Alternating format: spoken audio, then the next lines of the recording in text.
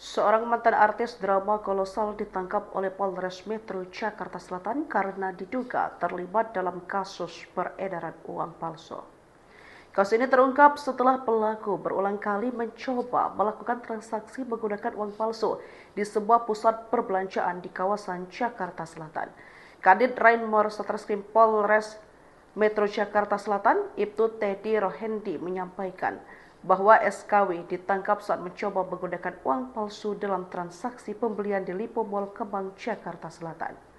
Polisi menyita barang bukti berupa uang palsu pecahan Rp100.000 sebanyak 2.235 lembar. Total nominal uang palsu yang ditemukan mencapai Rp223 juta. Sekar Arum dikenal sebagai mantan artis sinetron kolosal. Meski namanya tidak tercantum dalam daftar pemeran sinetron Angling Dharma di Wikipedia. Ia juga pernah tampil sebagai presenter program pendekar di Trans 7 pada tahun 2011.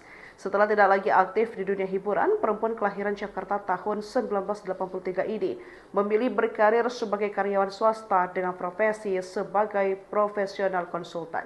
Sekar juga sempat maju sebagai calon legislatif dan dari PDIP pada pemilu 2014 namun gagal terpilih. Kini Sekar Arum telah ditahan dan menjalani proses hukum atas dugaan peredaran uang palsu yang meresahkan masyarakat.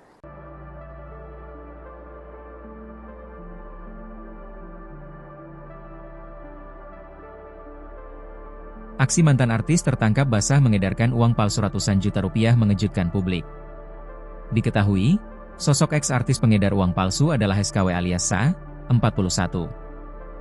SKW kini telah diamankan pihak Polres Metro Jakarta Selatan setelah aksinya ketahuan oleh security Lipo Mall. Penangkapan SKW berawal dari aksi nekatnya membeli barang di sebuah toko swalayan di mall tersebut pada Sabtu 12 April. Dari tangan pelaku, polisi berhasil mengamankan gepokan uang palsu dengan pecahan Rp100.000 dengan total nilai Rp223,5 juta. Selain uang palsu, polisi juga menyita 2 unit ponsel, iPhone 11 Pro Max dan Xiaomi Redmi, yang ditemukan di tas pelaku. Adapun SKW merupakan mantan artis kelahiran 1984. Perempuan 41 tahun itu dikenal lewat perannya dalam sinetron bergenre kolosal.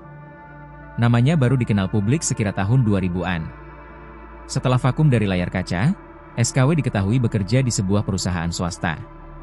Atas perbuatannya, SKW dijerat pasal 26 ayat 2 dan 3 Jo 36 ayat 2 dan 3 Undang-Undang UU Nomor 7 Tahun 2011 tentang mata uang dan atau pasal 244 KUHP dan atau 245 KUHP.